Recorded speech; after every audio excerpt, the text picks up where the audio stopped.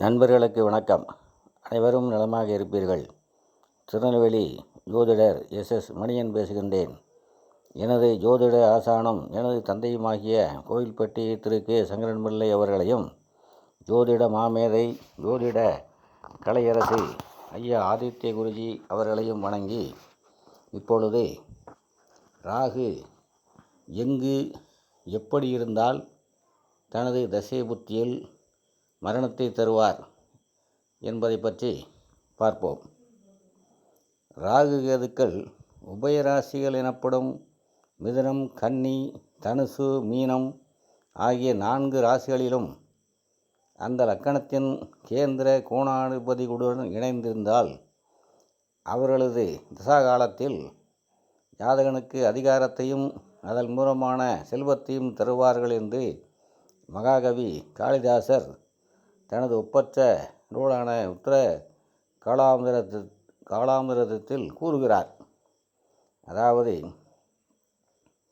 ராகுகேதுக்கள் உபயராசிகள் எனப்படும் மிதுனம், கன்னி, தனுசு, மீனம் ஆகிய 4 ராசிகளிலும் அந்த லக்கணத்தின் கேந்திர கோணாதிபதிகளுடன் இணைந்திருந்தால் அவர்களது தசா காலத்தில் ஜாதகனுக்கு அதிகாரத்தையும் அதன் மூலமான செல்வத்தையும் தருவார்கள் என்று மகாகவி காளிதாசர் தனது ஒப்பற்ற நூலான உத்தர காலாமிரதத்தில் கூறுகிறார். இந்த அமைப்பின் மூலம் லக்னாதிபதியும் ராகுவிற்கு வீடு கொடுக்கும் குருவும் புதனும் வலுவாக இருக்கும் பட்சத்தில் ஒருவருக்கு அதிகாரம் செய்யும் பதவி கிடைக்கும் என்ற உட்கருத்து இதில் மறைந்து இருக்கிறது. தனுசு ராசியில் ராகு இருக்கும் நிலை கோதண்ட ராகு எனப்படுகிறது. இது ஏனெனில் பகவான் ஸ்ரீ ராமபிரானின் ஜாதகத்தில் தனுசில் ராகு இருந்ததாக சொல்லப்படுவதால் அவரது வில்லின் பெயரான கோதண்டத்தை நினைவுறுத்தி வில்லினை அடையாளமாக கொண்ட தனுசில் இருக்கும் ராகுவிற்கு இப்பெயர் ஏற்பட்டது. இந்த அமைப்பில் இருக்கும் ராகுவிற்கு 6, 8 மற்றும் 12 குடையவர்களின் பார்வையோ சேர்க்கையோ இருப்பின் நன்மைகள் குறையும் என்றும், மேற்கண்ட ராகுவின் தசையில் ஜாதகனின் தாயார் அல்லது தாயார் வழி நெருங்கிய உறவினருக்கு மரணம் சம்பவிக்கும் என்றும் காளிதாசர் அதே சுலோகத்தில் குறிப்பிடுகின்றார். மேலும் ராகுகேதுக்கள் 6, 8, 12ஆம் இடங்கள் எனப்படும் மறைவு ஸ்தானங்களில் அமர்ந்து மேற்கண்ட மறைவு ஸ்தானாதிபதிகளின் பார்வை அல்லது இணைவை பெற்றிருந்தால் தங்களது தசாகாலத்தில் துன்பங்களையே அதிகம் தருவார்கள் என்றும் காளிதாசர் குறிப்பிடுகின்றார். இதில் நாம் அறிந்து கொள்ள வேண்டிய சூட்சமம் என்னவெனில், ராகுகேதுக்கள் 6, 8, 12இல் மறைந்தாலும் அந்த மறைவு ஸ்தானாதிபதிகளின் தொடர்பு எனப்படும் பார்வை மற்றும் சேர்க்கையை பெறக்கூடாது என்பதுதான். கெட்டவன் கிட்டிடில் ராஜயோகம் எனும் ஜோதிட மொழிப்படி கெட்ட ஸ்தானங்களில் இருக்கும் ராகுகேதுக்கள் கெடுபலனை தர வேண்டுமென்றால் அந்த ஸ்தானங்களின் அதிபரான கெட்டவர்களுடன் சம்பந்தமும் பட வேண்டும் என்பதுதான் விதி.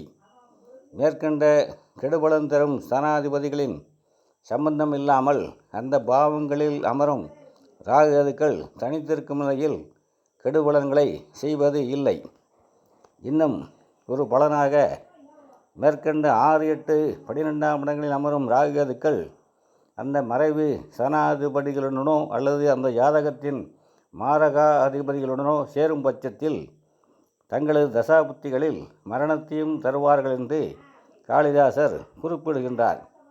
சர லக்கணங்களான மேசம், கடகம், துலாம், மகரத்திற்கு 2, 7 கூடியவர்களும், சிற லக்கணங்களான ரிஷபம், சிம்மம், விருச்சிகம், கும்பம் ஆகியவற்றுக்கு 3, 8ஆம் அதிபதிகளும், உபயலக்கணங்கள் எனப்படும் மிதுனம், கன்னி, தனுசு, மீனத்திற்கு 7, 12ஆம் வீட்டுக்குடையவர்களும் மாரகாதிபதிகள் ஆவார்கள்.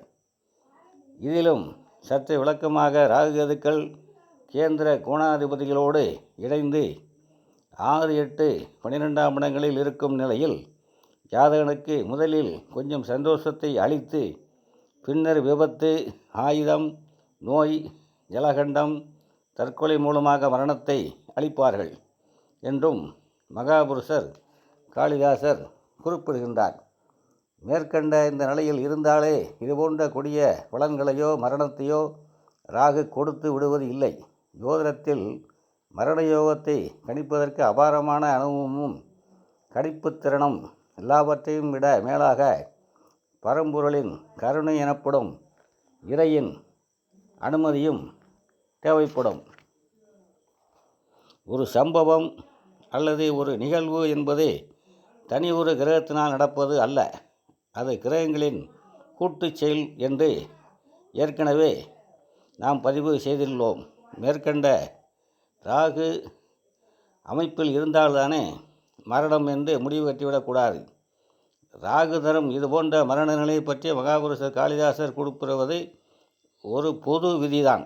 நமது வாழ்வின் இறுதிச் செயல் எனப்படும் மரணத்தை பற்றி கணிப்பதற்கு இந்த மகாசாஸ்திரத்தில் ஆயிரம் விதிகள் இருக்கின்றன.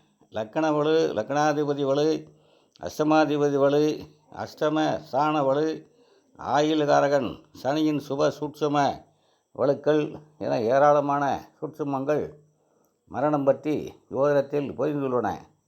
எனவே மரணத்தை ஒரு கிரகத்தின் நிலையாலோ அல்லது ராகு மாரகம் செய்யும் நிலையில் இருக்கிறார் என்பதாலோ கணித்துவிடக் கூடாது.